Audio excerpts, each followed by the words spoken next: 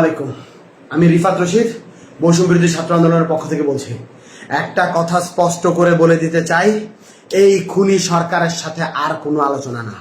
এই খুনি সরকারের সাথে আর কোনো আলোচনা না, আর কোনো বসা না, আর কোনো মীমাংসা না, আর কিচ্ছু হবে না। তারা প্রত্যেকবার ক্র্যাকডাউন চালিয়েছে। বাংলাদেশে গণহত্যা চালানোর পরেও আমরা শিক্ষার্থীরা যখন রাজপথে নেমেছিলাম তখন আমরা চুপ করে বসেছিলাম। আমরা কিন্তু রাজপথে খুব শান্তিপূর্ণ কর্মসূচি দিয়েছিলাম। আমাদের এই শান্তিপূর্ণ কর্মসূচিতে আবার গুলি চালানো হয়েছে। আমাদের ছয়জন ভাইকে শহীদ করা হয়েছে। এখনো অনেকে আহত, আমরা জানি না তাদের অবস্থা কি। আমরা এই খুনি সরকারের সাথে আর কোনো নেগোসিয়েশনে যাব না, আর কোনো আলোচনায় যাবে না। আলোচনার সকল দরজা বন্ধ হয়ে গেছে। এবার সর্বাত্মক প্রতিবাদ গড়ে তুলতে হবে। আমার ভাইদের রক্ত যারা ঝরাচ্ছে, বারবার করে আমার বোনের রক্ত যারা ঝরাচ্ছে, যারা জীবন ঝরাচ্ছে, তাদের সাথে আর কোনো আপোষ নাই, তাদের সাথে আর কোনো কথা নাই। এত সুশীলতার আর কোনো জায়গা নাই। এইবার একদম চূড়ান্ত পতনের ডাক দেওয়ার সময় হয়েছে, চূড়ান্ত ঘোষণার ডাক দেওয়ার সময় হয়েছে। আমরা স্পষ্ট করে বলতে চাই, খুনি হাসিনাকে আমরা স্পষ্ট করে বলেছিলাম, আপনার হাতে যেই রক্তের দাগ লেগে আছে, রক্তের দাগ মুছে নিন, তারপর আমরা আপনার সাথে নেগোসিয়েশনে যাব, আলোচনায় যাব, কথা বলবো। আপনি খুনের হত্যার বিচার করুন। তিনি বিচার করেন নাই। তিনি কি করলেন? তিনি আমাদের শিক্ষার্থীদের উপর আবারও ক্র্যাকডাউন চালাইলেন, আবারও গুলি করলেন। আপনারা দেখতে পাইছেন আজকে উত্তরায় কিভাবে ছাত্রলীগ যুবলীগের ক্যাডাররা ওপেন ফায়ার করতেছে। আজ হবিগঞ্জে আমার ভাই শহীদ হয়েছে, আজ সিলেটে আমার ভাই শহীদ হচ্ছে, আজ খুলনায় আমার ভাই শহীদ হচ্ছে, আজ লক্ষ্মীপুরে আমার ভাই শহীদ হচ্ছে, সারা বাংলাদেশে আমার ভাইরা শহীদ হচ্ছে। এই জিনিস কেন হাসিনা করতেছে? এই জিনিস ওই খুনি হাসিনা, ওই স্বৈরাচারী হাসিনা কেন করতেছে? জবাব দিতে হবে। ও পাগল হয়ে গেছে, একটা মানুষ সাইকোপ্যাথ হয়ে গেছে। একজন সাইকোপ্যাথ কিলারের হাত থেকে এই বাংলাদেশকে রক্ষা করতে হবে। এই বাংলাদেশ আর স্বাভাবিক কোনো মানুষের হাতে নাই। এই বাংলাদেশকে সাইকোপ্যাথের হাত থেকে রক্ষা করতে হবে। এই বাংলাদেশকে নিরাপদ করতে হবে। আমরা স্পষ্ট ভাবে বলে দিতে চাই, আমাদের যে 9 দফা আছে, এই 9 দফার ভিত্তিতে আগামীকাল সারা বাংলাদেশে বিক্ষোভ মিছিল পালিত হবে।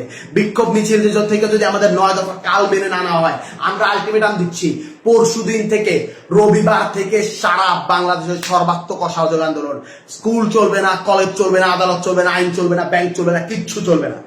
সবকিছুতে সর্বাত্মক অবরোধ, সবকিছুতে সর্বাত্মক অসহযোগ আন্দোলন চলবে। সবকিছু বন্ধ করে দেওয়ার ঘোষণা দেওয়া হলো। আর কোনো কিছুতেই আমাদের অবকাশ নেই। আমাদের বুকের রক্ত যারা প্রতিদিন ঝরায়, আমরা চুপ থাকার পরেও, আমরা শান্তিপূর্ণ থাকার পরেও নিরস্ত্র মানুষের প্রতি যে গুলি চালায়, গণকে যে হত্যা করে তার গণভবনে থাকার অধিকার নাই। গণকে যে হত্যা করে তার গণভবনে থাকার অধিকার নাই। আমার ভাইদের রক্ত প্রতিদিন ঝরানো হচ্ছে। এই রক্তের হিসাব পড়তে পড়তে পড়তে পড়তে পাহাড় সম রক্ত হয়ে গেছে। এই রক্তে তাকেই ডুবে মরতে হবে, এই বাদে কোনো উপায় নাই। আমি স্পষ্ট করে বলতে চাই, আপনারা এই 9 দফায় ভিতরে, 9 দফার দাবিতে আগামীকাল বিক্ষোভ কর্মসূচি পালন করুন। সারা বাংলাদেশের প্রতিটি জনতা রাস্তায় নেমে আসুন। আপনার ঘরের সামনে, আপনার বাড়ির সামনে প্রতিটি অলি গলিতে দুর্গ গড়ে তুলুন। বাংলাদেশের প্রতিটি ঘর একটা দুর্গ হয়ে উঠবে। এই 9 দফা যদি মেনে না নেওয়া হয়, পরদিন থেকে আমরা বলতে চাই, আমরা স্পষ্ট করে বলতে চাই, পরদিন থেকে সর্বাত্মক অসহযোগ আন্দোলন। এই সরকারকে কেউ সাহায্য করবে না, কেউ সাহায্য করবে না, কেউ সাহায্য করবে না। গোটা বাংলার ছাত্র জনতা, গোটা বাংলার কৃষক জনতা, গোটা বাংলার শ্রমিক জনতা একত্র হয়ে গেছে। এই সরকারকে কেউ সাহায্য করবে না। কেউ ব্যাংকে টাকা দিবেন না, কেউ কিচ্ছু করবে না, কেউ কোনো লেনদেন করবে না, অফিসে আদালতে যাবেন না। এই সরকারের সব থেকে বড়, এই দেশের সব থেকে বড় যে 2টা খুঁটি, একটা হলো গার্মেন্টস প্রতিষ্ঠান, আরেকটা হলো রেমিটেন্স। প্রবাসী ভাইদেরকে বলতেছি, একটা টাকা বৈধ চ্যানেলে রেমিটেন্স পাঠাবেন না।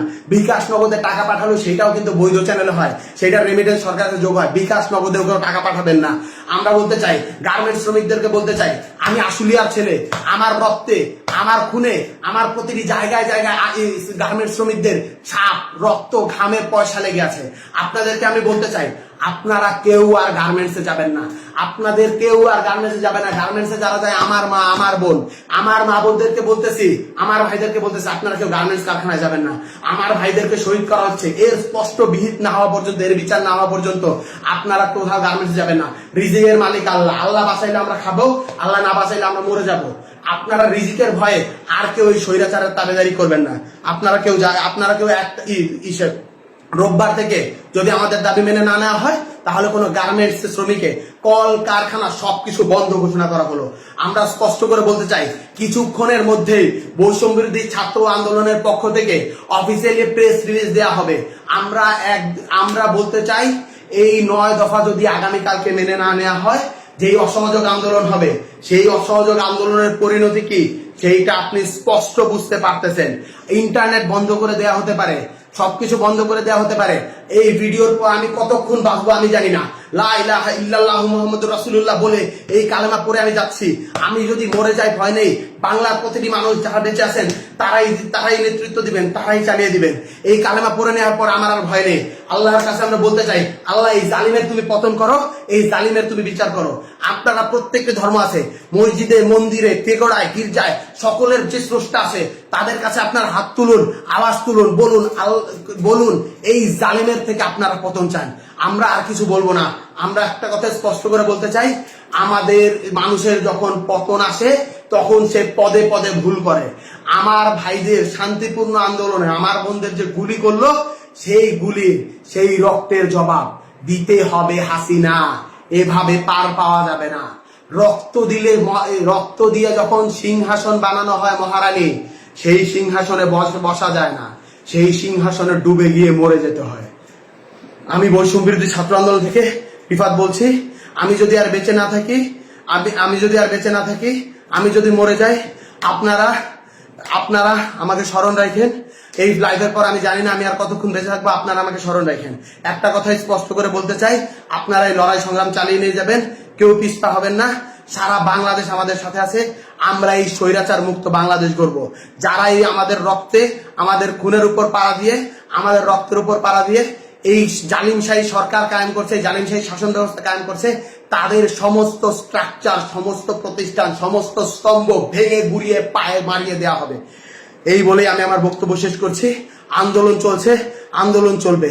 শহীদের রক্তের দাবি আদায় না করা পর্যন্ত, শহীদের রক্তের বিচার না হওয়া পর্যন্ত আমরা আমাদের রাজপথ ছাড়বো না। আজ থেকে বাংলাদেশের প্রতিটি ঘর একটি দুর্গ।